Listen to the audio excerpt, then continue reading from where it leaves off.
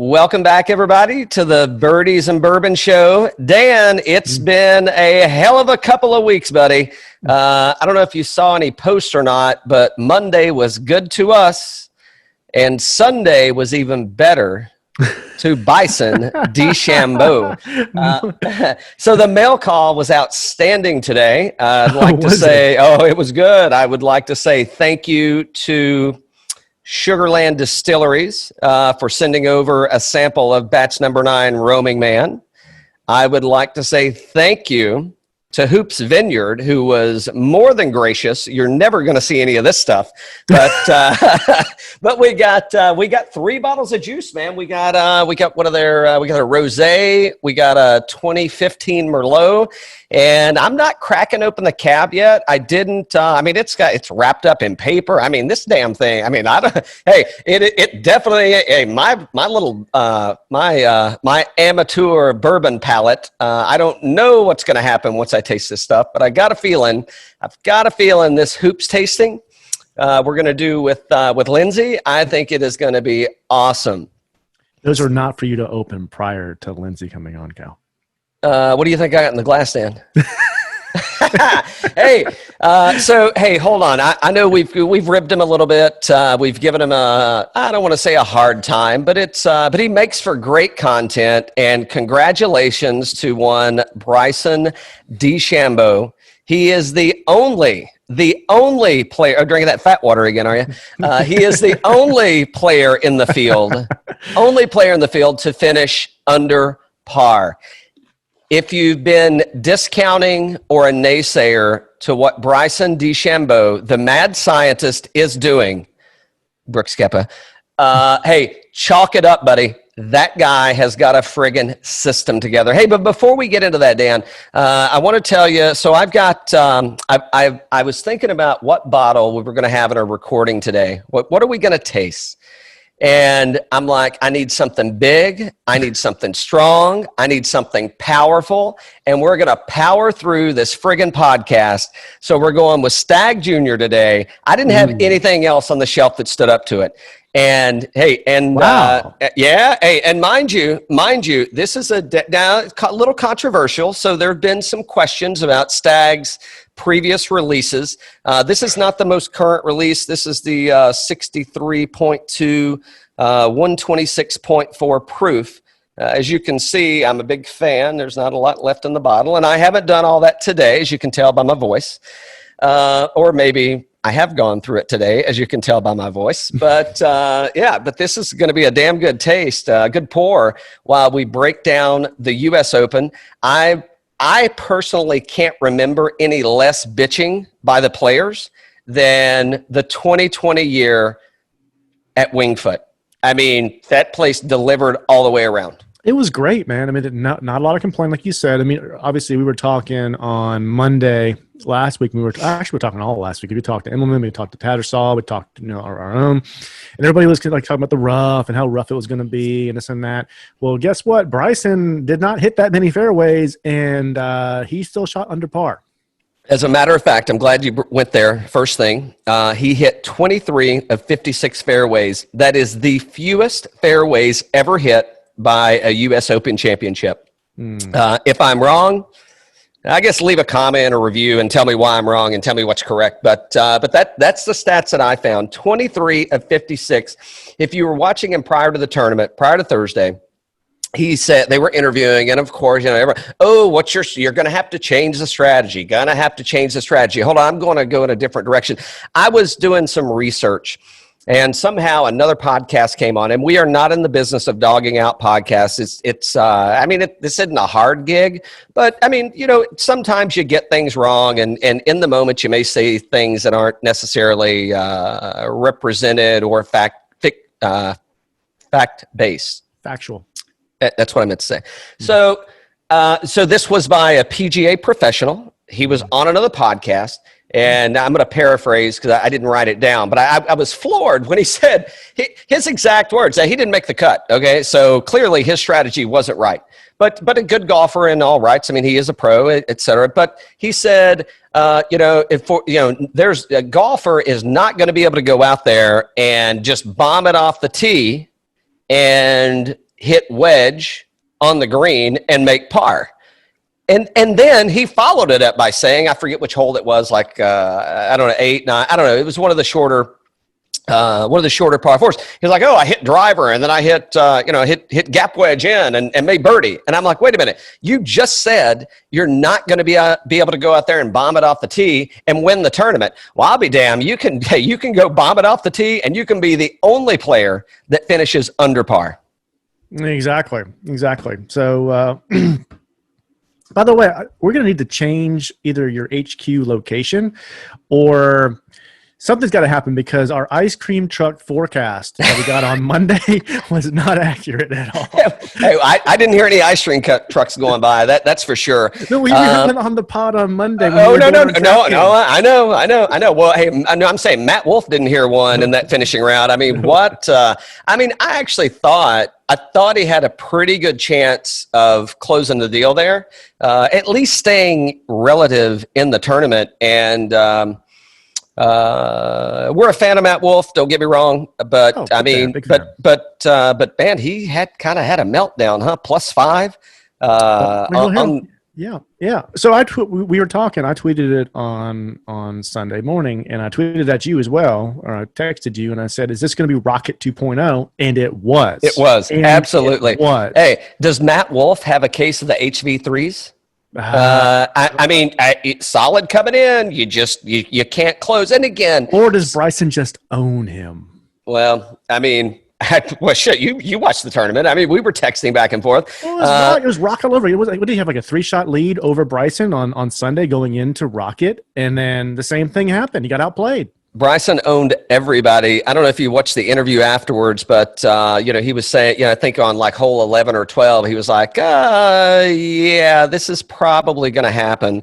I'm probably going to join one Tiger Woods and Jack Nicklaus to be the one of three, I can't say only, but one of 3 players who have won the U.S. Amateur, NCAA, and a major champion. Yeah. Koepka's got to be, he's probably like, he probably hasn't left the gym yet. And how many calories do you think he's consumed? Like Bryson, literally, he might whip his ass the next time he shows up at a golf tournament. I bet Brooks is on his way to Bermuda because he knows there's no chance in hell that Bryson's showing up there. Are you surprised we didn't hear a Brooks tweet over the weekend? I'm not surprised. And I think that he is going to come back to golf. Hopefully he comes back healthy. So that's my positive comment. But when he comes back to golf, I think that we're going to see a humbled individual. And I think this is career changing shit that just happened this weekend. Bryson showed up at Brooks's tournament. Mm-hmm. And dominated the field. Dominated the field. He's the only player to shoot under par. And not only did he shoot under par, he was 3 under par. We had somebody that was even for the day. 3 people. Dusty finally showed up on Sunday. He was even. Eric Van Rooyen was even. And Taylor Pendrith, the Canadian, he was even. Everybody else over par. So hold on, I got sidetracked there. I had to dog somebody out. But so Bryson on the interview, I think it was like he said on hole 11 or 12, he's like, I feel like I've kind of got this. But he's like, nope, you know what? I'm a professional. I'm here to play. We're thinking every single shot out. And I'd like to say hats off to the broadcasting team that was out there. I thought they did a really good job of not getting in his face, I guess, because I didn't hear him yell at anybody. Like he yelled, hey, Mark, could you hold it down over there? I didn't hear any of that. They did a good job keeping all the wildlife off the course. We did have a little sprinkler head incident where he's like, I'm going to need an official over here, which it's irrelevant whether he plays it off of it or not. It doesn't matter. I think he had a 6-stroke, six-stroke lead on the field. So irrelevant, but you know what? It just goes to show, that guy, as crazy as he is, I'm going to call it crazy or whacked out, whatever you want to tag him as. He did a fantastic job of staying with his game plan, staying methodical. His caddy, I mean, shit, dude, I hope the hell he ain't getting paid the average 10%. I mean, he better be making more than that, because at some point it's like, Bryson, just hit the fucking ball, man. I mean, it's done. Let's go pop late. Let's go pop the top on a coconut water or a milkshake, and let's celebrate this thing. It's done. It's in the bag. But he's stuck with it. And hats off, man. I thought class act all the way through. I think he looked like a major champion yesterday. Everybody was saying, oh, it's so hard to root for Bryson. I can't see myself rooting for Bryson. I mean, I don't know. You and I, we're team content, so we have our favorites. We don't dislike really anybody on tour. Well, give me a break. So if Brooks was leading in the Sunday, you'd be on the Brooks wagon. You'd have Nike everywhere. You'd be on Brooks's wagon, no doubt. I can see. For those of you that are listening, I could be decked out in Puma gear. I could also not be decked out in Puma gear. I'm just saying. So yeah, hey, but wouldn't you agree? I mean, he looked like a major champion yesterday. Well, let me ask you a couple of things. So 100% he looked like a major champion. He did a fantastic job with this course. But what happened to him over the last month? I mean, seriously, I think the whole BK shit going down, I think that he's been, well, here's what I think. And we were talking about, I don't want to keep mentioning his name, but we were talking about, is he just kind of doing his practice rounds? You know, he's showing up and he's playing, doesn't care if he makes it through the weekends, because he's focused on a target. And I think that we were overlooking the fact that Bryson was doing exactly that. I think Bryson was playing practice rounds, getting ready to show up and win a major. Who we were recording with someone. They I definitely got to send them a note. I don't know if it was Tattersall or Immelman, but they were like, we're not going to see a first time major winner here. It was Mark. Sorry, Mark. Sorry for the call out, bud. But hey, we did, and I'm glad that we did, and we saw it in the sense that we saw it in. I mean, this guy think about it like this.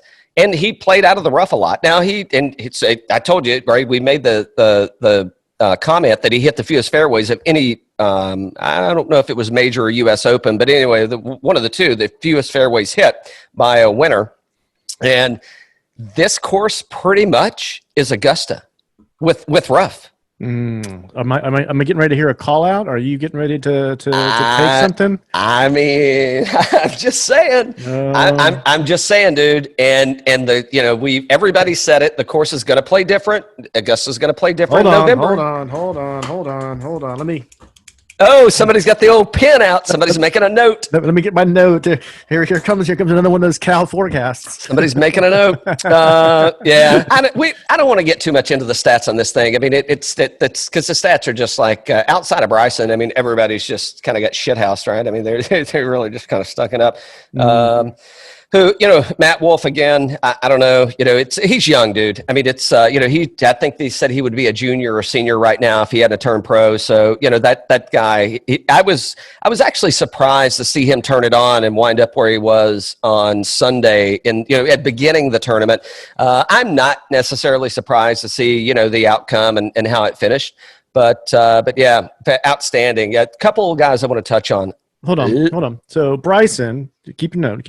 Bryson gained 7.9 shots against the field. I know. Sick. Oh my gosh. Tee to green. Sick. 5 of those were tee to green. And then almost 3 putting. So the man can putt, man. Around the green, another shot. I mean, good gosh. And then the Wolf man. Oh, hold on. Those greens were ridiculous. And I would say if Bryson has a challenge, it's first it's wedges, and then it's his putter. Yeah. And that dude, he gained almost double digits. Well, putting, he was just over 1, but almost double digits in every single category for the tournament.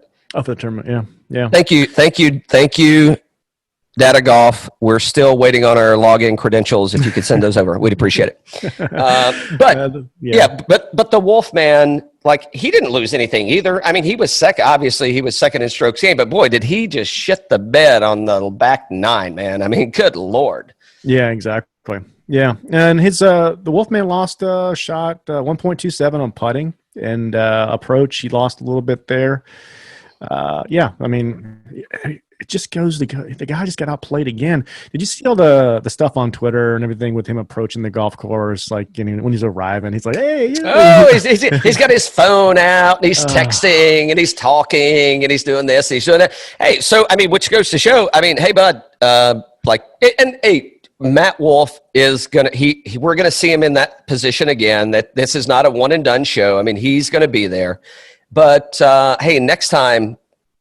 From my unprofessional opinion, you may want to put that phone in the bag and focus on what's happening. Yeah. He was a guy that was extremely confident. I don't know why he was so confident. He got his clock cleaned in Detroit. The same guy. I know. God, what are you doing, dude? I know. Hold on. All right, changing directions here. Maybe the best major player in the past 15 years, Louis Oosthuizen. I think he's been top 10 in the past 10 or 11 years in every single major. Louis Oosthuizen showing up, man. Yeah, what a fantastic tournament by him. I mean, you can't argue with that. Harris English, he had a rough day. Coming out of the opening round, he hits his ball. So we're oftentimes when we have guests on, we're talking about fans. What's the benefit? What's the negative? Is there what's going on there? So he hits his ball. So he pulls it left into hits a tree, goes into the rough. If there's players there, if there's fans there, he finds that ball 100% of the time. Without fans there, loses it, has to go back, re-tee. I think he made double bogey on the first. So, but he's, I mean, all in all, tournament-wise, he looked good. It's just he couldn't hold on to that. So let me ask you that. I mean, we talked about the course. USGA did a great job with the course, except nobody's complaining. I kind of was a little shocked that Harris English lost his ball on the first hole, and it wasn't even that bad of a shot. I mean, it's almost like WWE. They have a spotter over there. Well, there's no spotter over there. There were, and they lost it. But I'm like going. It seems a little bit ridiculous to me. Yeah, that you can't. I mean, again, yeah, he hit it in the rough, whatever. But I mean, it's not that bad, and it's like, really, you can't find the. Yeah, I don't know. It was a lot. Well, but here's the thing. Like you said, there was a spotter over there, maybe, but they were covering 30 yards of rough. I mean, you can't narrow it down to 5. There's nobody. It's over here, guys. That was strange to me. Yeah, it would. Well, I think by the ball hitting the tree is what threw him off. So it got into the tree and then it kicked out somewhere where it probably the spotter wasn't. But I mean, again, I mean, I've definitely hit a lot of. I've missed a lot of fairways in my time. I'm sure I'll miss a few more at Tobacco Road this week. But couple comments. I got a couple comments. Yeah. First off, I need the key to the range at Tobacco Road because I'm going to go on Tuesday night. It's the one thing that I've seen. So you're in, but only when the sun goes down. Only when the sun goes down. So Bryson's killing balls on Saturday at Wingfoot. Dusty. Well, look at East. Look at East Lake. Yeah, I know. I'm going to Tobacco Road. All right, name the player. So here we go. Name the player. Hold on.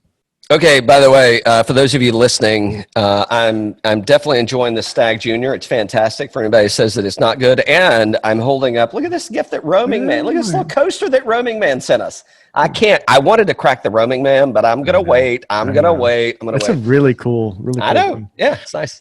All right, things I know about the U.S. Open on Sunday. Number 1, I wish I was playing. Glad I'm not. Number 2, Xander is the most underrated player in the game, possibly the best, and my pick. 3, Bryson's my favorite to listen to and learn from. 4, Wolff is the most fun to watch. Number 1, he got it. He's got the shades on. I want to say Ola so bad, but that's but it's not. But it's not the same. It's not the guy. So what's San Diegan for Ola? Ola.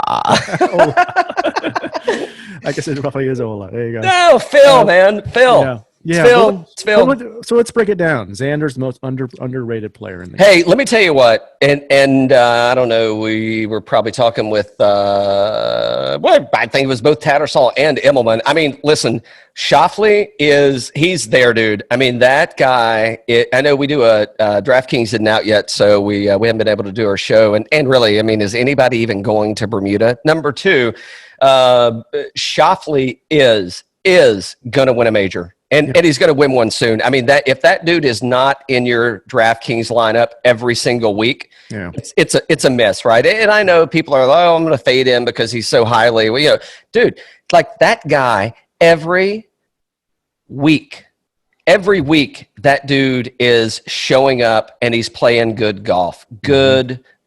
And it's not like, this isn't like a Harris English, oh, he had his issues, he had the yips and he went through, blah, blah, blah. Or it's not like, DeChambeau's working on something, or hey, it's Tony Finau, he's not a closer. Schauffele is 100% legitimate. X-Man, if you're listening, no free ads, bud. Send us a date. We definitely need you on. But seriously, that guy is absolutely on point, man. I mean, it's a matter of time. And so I don't know. So I get what Phil's saying when he said he's the most I don't think he's underrated whatsoever. I think that it's just people in tournaments, right? People are peaking. And this dude is on a permanent friggin' peak. Right. Like it's like that. Like he is. I don't want to say he's plateaued because he hasn't hit the point and he's flatlined. Yeah. That dude continues to excel every round, every tournament. I mean, it is. What did he have any misses this week? Off the tee. He's flat. I'd say Sunday was a miss for him. Yeah, so I'm just looking at the event average. I'm just joking. No, I'm saying, but I'm looking at the event average, and he was plus a stroke and a half, except for off the tee. And I mean, I don't know. You know, look at Bryson. I mean, he was like one stroke. Wolff was he was almost one stroke plus. So I mean, I don't know. Off the tee, if he's a little bit better, does he improve? I don't know. Shit, he gained strokes everywhere else. I don't know how it hurts him. He's a great player. I expect to see him win a major. Absolutely. So number 2, Bryson's my favorite to listen to and learn from. And number 3, Wolff is so much fun to watch. It's the most fun to watch. Oh, hold on. You want me to pick the player again? No. What do you think? Is Wolff the most fun to watch? Let's see. For me, no, I don't think so. I mean, I actually kind of get tired of that kind of hitchy thing, that swing. I mean, I'm not saying it's not unique and it's not entertaining and there's not some value there, but to me, it's not off-putting, but I don't really look at him and think that it's entertaining in what he's doing. I don't watch him. So here's a comparison maybe. So think about, like, I don't necessarily enjoy watching DJ play because there's just not a lot there. I mean, from an entertainment, outside of pure golf, like golf shots and such, yes. But if you're watching him in context of his body mannerism, and I'm taking Phil's statement as such, no, he's not the most fun to watch, and it's a little bit annoying. I'm trying to think of the twitchy guy, Nick Watney. Like, I can't stand to watch Nick Watney play golf because he's like it's like Bubba Watson. He's all twitchy and he's like jumping around and I got this thing going on, and I can't. Even if they're winning and hitting good golf shots, I can't stand those two guys in general. I like to watch Bubba's golf shots. I hate everything pre and post the actual swing. Mm-hmm. And so I'm kind of that way on Matt Wolff, is like pre and post swing is kind of benign to me. I mean, there's really not a lot of, it's kind of, so here's the best way I could describe: a lot of sizzle, not a lot of steak. Just saying. Hold on. So, you got something else. Sorry, go ahead. The other one was Bryson the most fun to listen to. So apparently a lot of people like to play practice rounds. Tiger likes to play practice rounds with Bryson. Well, so that's the thing. So if you were listening And actually, hats off to Faldo and Jim Nantz yesterday. I thought they actually did a good job on the commentary, and they weren't giving too much like bullshit of like this way out of the park. Now, Faraday, it's kind of like whatever. Okay, Faraday, whatever. But in general, I mean, I thought they did a really nice job of kind of letting him play. Letting the people, I don't know, I'm going to call them broadcasters, but the cameramen or microphone persons to get, the interaction with him. And, I really enjoyed listening to Bryson and his caddy kind of work through and dissect it. And at that point, it was on the back nine and they were a couple of holes in. So they kind of knew he had it in the bag. I mean, he would have really had to have fucked something up like really, really bad, which you knew, you could tell they were getting, I guess, a little more intimate or close to the player and kind of capturing, because it's like, you ain't going to mess this one up, bud. So I did. Somebody commented on us, and they said I just saw a compass from the caddy. Just pulled out a compass. I would have no idea what to do with a compass on course. So for those listening, just a little tidbit. It is very regular. It is not odd. If you go and look in a caddy's bag, I don't know what the percentages are. Let's make it up, and let's say 72% of the PGA Tour's bags have a compass. But the reason they have a compass is they can tell what the wind direction is. So they're looking at the compass, north, south, east, west, and they're seeing which way the wind's blowing, because again, like Winged Foot, the way that course is kind of set up, it's a little bit misleading, and some of the fairways and the tree lines and the green structure, et cetera, it's meant to mislead you to hit the ball in a different direction. So they're using the compass to get the wind direction, so they know, do I need to hit a cut? Do I need to hit a fade? Do I need to draw? Do I need to shank it? Whatever might be the option. So, hey, hats off to Zach Johnson, man. I think he was the only 40-year-old person over. That wouldn't be true. I think Lee Westwood made it. But you know what it is? He was the only over plus 40-year-old in the top 10. Nice. And so, we were talking coming into this thing, but it just goes to show, man. So you've got the longest, I guess he's not the longest, but I mean, Finau came in at T8, JT came in T8, but then you've got also T8, you got Zach Johnson and Webb Simpson, which are, they're not short compared to Dan and me. I mean, they're definitely long hitters, but from tour standards, they're not considered to be long hitters of the ball.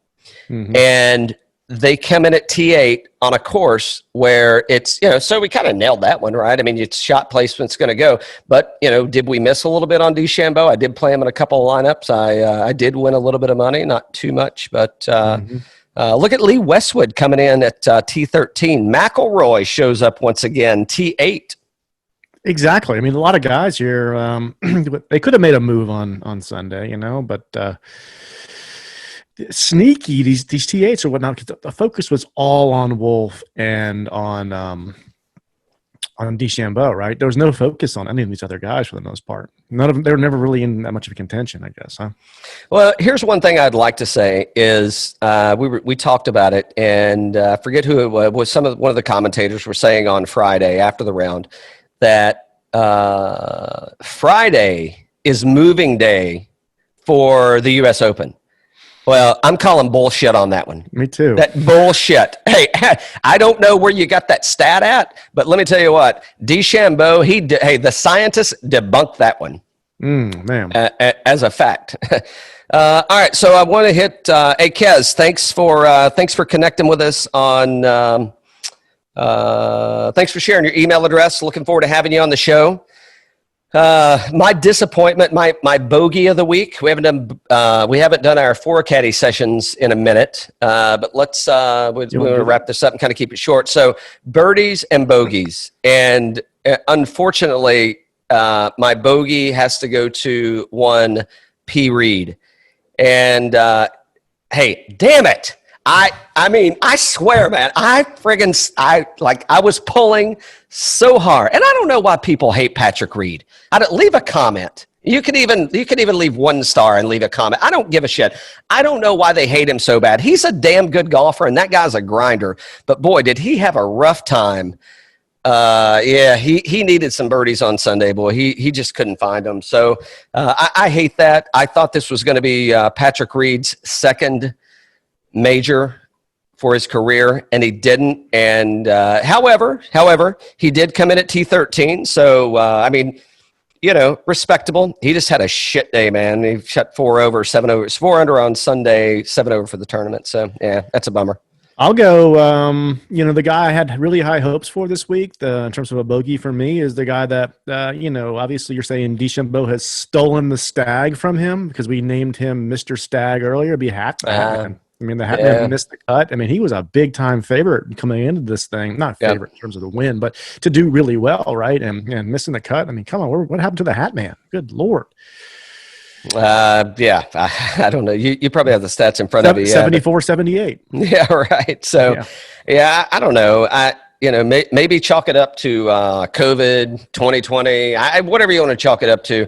I think, just kind of, I don't know. He's like, hey, get me the hell out of here. I don't want to be playing golf right now. hey, send me, let me know when 2021 comes around. I'll see you in Hawaii, I guess. I don't know. His approach was terrible. Event average for the approach, he lost almost 2 shots on the approach. Lost over 2 shots tee to green. I mean, it's just that's not his irons or his that's his bread and butter, man. So yeah, my goodness. Yeah, JT melting down once again. I don't know if any notables. Call it JT meltdown and finished T8. Still pretty dang good. That's what I'm saying. No, he finished good, but whoa, man, it's a high finish for somebody that we're kind of. Not us, but people in general kind of dogging out, It's like, wow, okay, top 10 with that kind of, the leaderboard was weird. It was a runaway, man. It was a flat out runaway.